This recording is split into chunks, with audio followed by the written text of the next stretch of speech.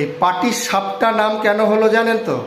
পাটি মানে হচ্ছে অন্য জাতিদের তিল সংক্রান্তি, কতগুলো চিড়ে আর দই ঘাপা ঘাপ করে দই ঘাপায়। শীত পড়তেই বাঙালিদের পিঠে খাওয়া শুরু, আর বাঙালিরা নানান রকমের পিঠে তো শীতকালে বানাবেই, আর যারা বানাতে পারে না তারা তো কিনে খায়। এখন তো সব মিষ্টির দোকানে বা অনেক দোকানে পিঠে কিনতে পাওয়া যায়, এবং পিঠে পুলির মেলাও হয় এই পশ্চিমবাংলায়। তাই যারা পিঠে বানাতে পারেন না, আমার এই ভিডিওটি দেখে পিঠে বানানো শিখে যাবেন এক নিমেষে। আর তাদের জন্য আমি আজকে বানাচ্ছি চুষি, পুলি এবং পাটিসাপটা সব একসাথে আমি আপনাদের বানানো দেখাবো এবং শেখাবো খুবই সহজ পদ্ধতিতে।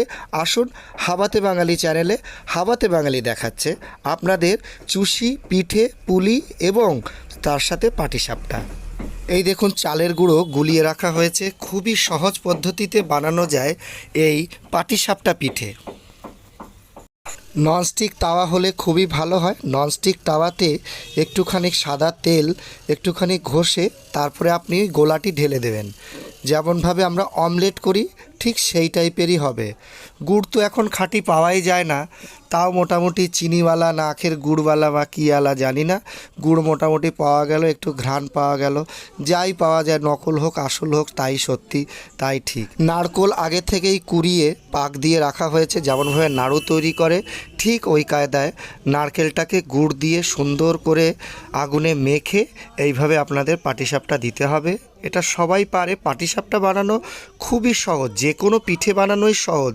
শুধু একটু রিলস কম দেখে, ভিডিও কম দেখে বা অন্যান্য সময় নষ্ট না করে একটু খাওয়ার দিকে মানুষ সময় নষ্ট করলে ভালো। বাজারে তো কিনতে বহু জিনিসই পাওয়া যায়, কিন্তু ঘরে বানিয়ে খেলে সেটার আরও সম্মান এবং স্বাদ। আর আপনি জিনিসটাও খাঁটি পাবেন এবং হাইজেনিক পাবেন। তো দেখে নিলেন পাটিসাপটা পিঠে কিভাবে তৈরি করা হয়। দেখুন, আমলেটের মতন এইভাবে গুলিয়ে নিতে হবে, ডোসা ইডলি যেভাবে বানায় ঠিক ওই কায়দায়।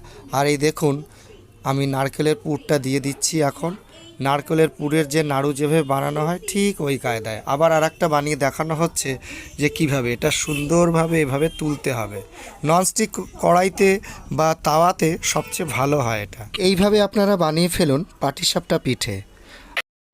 বাজারে কমলা লেবু তো নেই, এইসব কি লেবু, আবার লেবুর রস করতে হবে বাচ্চাদের জন্য। এই দেখুন, এটা মৌসম্বি না কমলা লেবু না কি বোঝাই যায় না।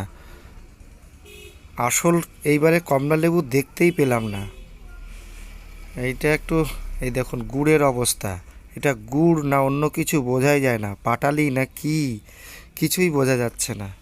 তো বন্ধুরা, এবারে আমরা চালের গুঁড়ো রেখেছি 1 কিলো, সেখানে আমরা পুলি পিঠে বানাবো। পুলি পিঠে বানানোর জন্য চালের গুঁড়ো আর এই দেখুন আগেই আমরা আলাদা করে রেখে দিয়েছি নারকোলের পুর।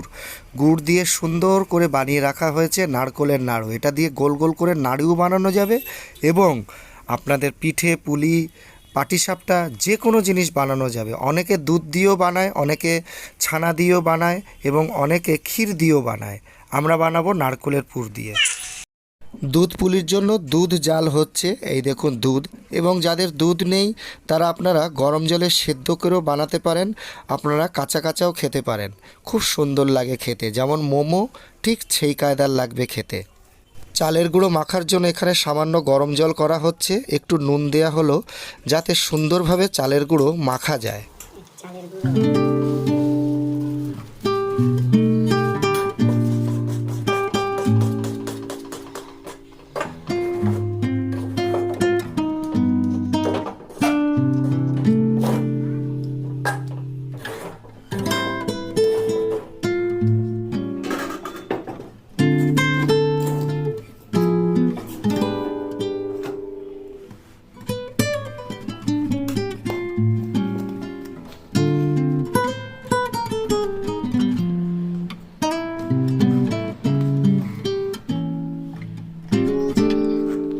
বউরা বানায় বানায় দেয়, বেটারা খায়, বানাইতে ফেলাইতে ভালো না হলে এই বানাইছে।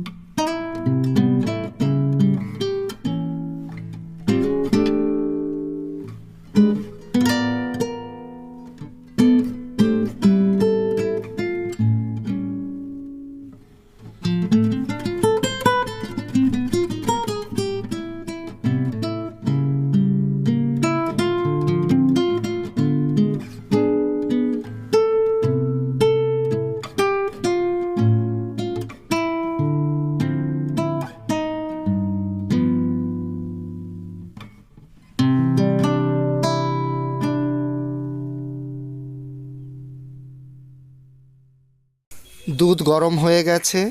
2 কিলো দুধ ছিল, গরুর দুধ। সেই 2 কিলো দুধের মধ্যেই বানানো হচ্ছে। সব পুলিগুলো আমরা এক এক করে ঢেলে দিচ্ছি। দেখুন, পুলিগুলো বানাতে হবে ঠিক যেভাবে মোমো তৈরি করে ঠিক সেরকম। আর এটা সেদ্ধ করে বানালে মোমোর মতনই খেতে লাগবে, কিন্তু আমরা আজকে বানাচ্ছি দুধ পুলি, দুধের মধ্যে সেদ্ধ করা হচ্ছে। আর তার সাথে এবার আমি গুড় মিক্স করে দিচ্ছি। এবার মিষ্টিটা আপনারা কতটা খাবেন সেটা আপনারা আন্দাজ মতন দিয়ে দিলেই ভালো হয়। পারলে আপনারা গুড়ের বদলে চিনি দিয়েও বানাতে পারেন, কিন্তু গুড়ের একটা স্বাদই আলাদা। যতটা সম্ভব খাঁটি গুড় কেনার চেষ্টা করবেন, খাঁটি জিনিস খাওয়ার চেষ্টা করবেন। আর এই দেখুন, চুষিগুলো আগেই কেটে রাখা হয়েছিল চালের গুঁড়োর মাখা দিয়ে, সুন্দর সুন্দর ছোট ছোট করে চুষি। আর এই চুষিগুলো দিয়ে দেওয়া হচ্ছে, তাতে আমাদের এই পায়েসটা একটু গাঢ় হবে। শুধু চুষির পায়েসও বানানো যায়, কিন্তু আমরা চুষি এবং পুলি একসাথে দিয়ে বানাচ্ছি, তাতে আর একটু সুন্দর হবে, আর একটু স্বাদ হবে। এবং স্বাদের জন্য আমরা একটু এলাচ গুঁড়ো দিয়ে দেবো সবশেষে। এইবার আমাদের পুলি চুষি রেডি হয়ে গেল। রাতের বেলার ডিনার এবং সকালবেলার ব্রেকফাস্ট। এই দেখুন চুষি, এটা হচ্ছে পুলি চুষি। এটার নাম দেব পুলি চুষি, কারণ এর মধ্যে চুষিও আছে, দুধ পুলিও আছে, তার মানে এটার নাম হবে পুলি চুষি। রাত্রের বেলার আমাদের ডিনার হয়ে গেছে। এখন এক বাটি এটা ব্রেকফাস্ট খেয়ে আমরা বেরিয়ে যাব যে যার কাজে। আর তার সাথে আছে পাটি সাপটা। এই পাটি সাপটা নাম কেন হলো জানেন তো?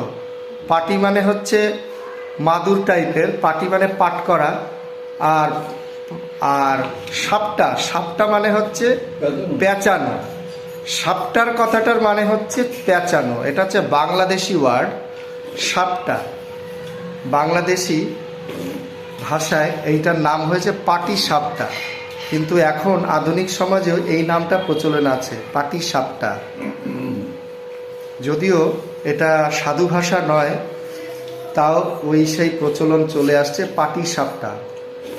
পাটি মানে হচ্ছে পাতা, মানে বিছানো, মাদুর যেভাবে মোড়ানো হয়, গোটায় রাখে, মাদুর যেভাবে গুটিয়ে রাখে মোড়ানো হয়, ঠিক সেইভাবে এটা, তার নাম হচ্ছে পাটি সাপটা। মনে থাকবে। তো আমি এখন পাটি সাপটা খাবো, কেমন টেস্ট দেখি। শীত পড়ে গেছে, বাঙালিরা পাটি সাপটা তো খাবেই খাবে। বাঙালি বাদে অন্য কোনো জাতি এত খাটনি করবে না খাওয়া দাওয়া। বাঙালিরা বেশি খায়, আর হাবাতে বাঙালিরা তো বেশি খাবে। আমি হচ্ছি সেই হাবাতে বাঙালির সন্তান, প্রপার হাবাতে বাঙালি। পাটিসাপটা এটা গুড় দিয়ে, নারকেল দিয়ে বানানো হয়েছে। পাটিসাপটা বাঙালিরা খাবেই খাবে। অন্য কোনো জাতির এত খরচা করবেও না, আর এত রসের খাওয়া খাবেও না। অন্য অন্য জাতিদের তিল সংক্রান্তি, কতগুলো চিড়ে আর দই, ঘাপা ঘাপ করে দই ঘাপায়, আর দই আর চিড়ে আর চিনি আমি দেখেছি। আর কিছু কিছু শুকনো খাবার, এই কদমা টদমা, তিলের নাড়ু টাড়ু, এই সমস্ত তিল সংক্রান্তি করে। 1 মাস 2 মাস ছান করে না, তারপরে ছান করে তিল সংক্রান্তি খায়। শীতকালের যত রোগ ব্যাধি শরীরে জমা হয়, আর সেই জন্যই গঙ্গাসাগরের মেলা প্রচলন হয়েছে। কেন কি আমাদের ভারতীয় পূর্বপুরুষরা তো বেশি নোংরা ছিল, এই শীতে 1 মাস স্নান করতো না কেউ। আর সেই নিয়ম প্রচলন হয়েছে গঙ্গাসাগর মেলা। ডুব লাগাও আর সব পাপ ধুয়ে যাক, মানে কি শরীরের যত ময়লা, খোস, পাচড়া, চুলকানি দূর হোক। আসল মূল কথা হচ্ছে এটা। সেটা ধর্মীয় আখ্যা দিয়ে প্রচলন না দিলে তো মানুষ করবে না কাজ। ধর্মীয় ভয় দেওয়া দরকার আছে মানুষকে, বিশেষ করে মূর্খ সমাজকে। আর ধর্মীয় আখ্যা দিতে দিতে মানুষ কুসংস্কারে ব্রতী হয়ে যায়, এটাও সঠিক। কিন্তু এটা জনমের শীত পড়ে উত্তর ভারতে, আর উত্তর ভারতের থেকে এটা সৃষ্টি হয়েছে তিল সংক্রান্তি। আর বাঙালিদের তিল সংক্রান্তি প্রতিদিন।